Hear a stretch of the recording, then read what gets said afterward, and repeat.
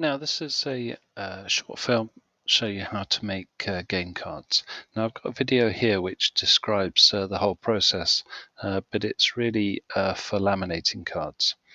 Now, I realized that the appearance of the laminated cards is not very good. So what I've done is I've developed a different method which enables you to literally uh, design, print onto a 250-gram card, which is about right for cards, and then take the print, put it into the laser cutter, and using this file you can cut them, and it's pretty accurate.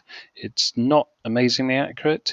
It shifts a millimeter or two, so you just have to arrange for that uh, to allow for that in your design. So if I just talk through it first of all, you need to design your cards following this video. And basically what it does is draw your card design in Google Docs, insert a logo if possible. You can use a logo maker if you want to, and then the once you've got your design kind of sorted out, you can then put it into this printing template. So I've got a link to it there.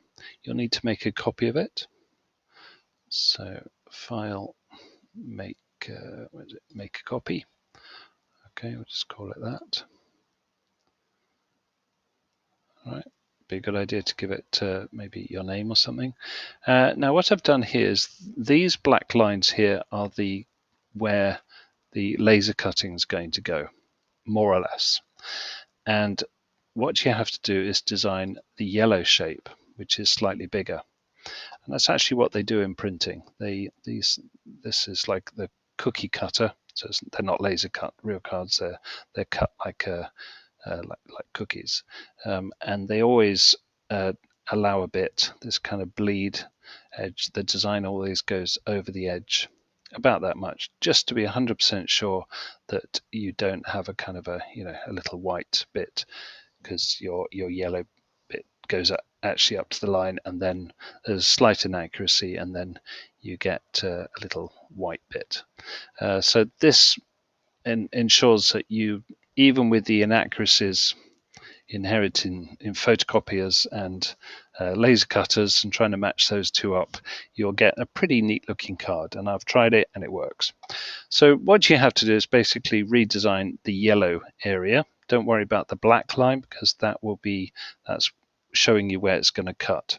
So if you can go to edit it, and then you can let's change that to cards, whatever the name of your game is. You can change the font. Let's change it to something that looks rather nice. We can change it, get it a bit bigger, and you just have to make sure that you don't go too near the edge. I think that would be okay. Right, game card.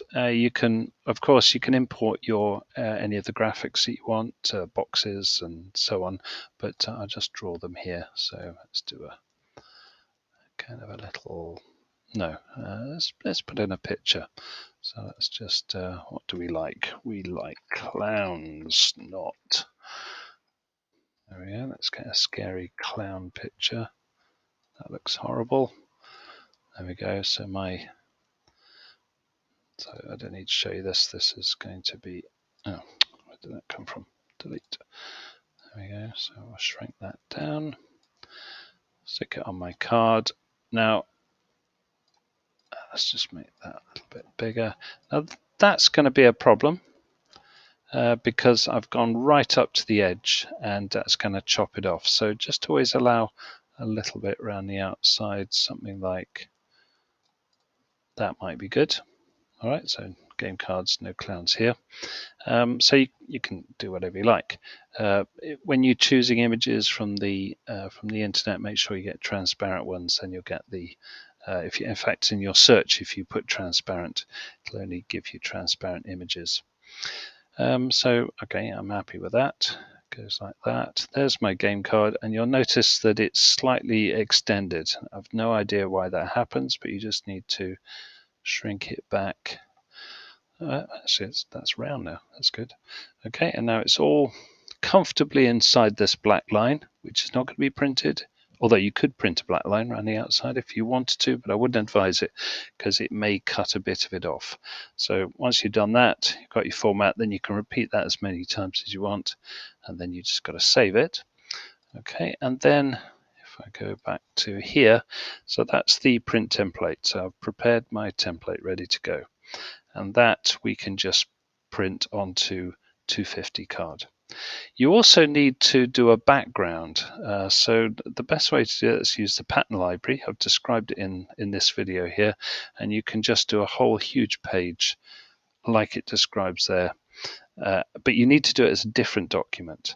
And the reason for that is if you're doing the laminated cards, we can print it, the card on the card face on the front, and the background, the library picture on the page 2, and then print it back to back, and it'll give you a backing to the card, to the paper, and then laminate it. Now for the card, we can't do that. We can't print it back to back. The photocopying machine won't allow that.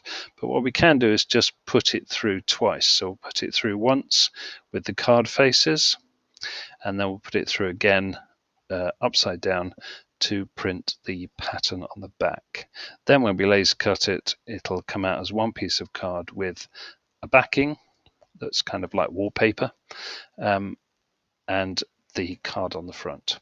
So when we come to laser cut it, we've got this file here, which you need to download. There we are. I'm just bringing it over. There you go. So that's what the file looks like, and that page setup and also the previous page setup is it's A2 plus. I think something like that, and it's a very weird measurement, but it's the size of the card that we've got, and so this, as long as you don't move any of these blue lines, we can just put use this file to cut your ready printed card. Okay, so actually you don't need to access this. The only reason you might want to access it is if you want to change the size of the card. But if you change the size of this card, you're going to need to change the size of the card on the graphics. If you can figure out how to do that, good luck to you. This took me quite a lot of trial and error to get that right. So anyway, that's the template. Actually, you don't have to worry about it, but that's the template we use to cut it. Now, do you need to put the graphics into there? No, you don't, because the piece of card that you laser cut using this template will already be printed. So this obviously doesn't print it as well. It doesn't print the ink print, but it prints the laser cutting. Okay, so that's how we can do the cards. They look really neat. I've got some examples. Ask me and I can show you. And it's a great improvement on laminating, which looks, very primary schoolish. These are really professional. Okay.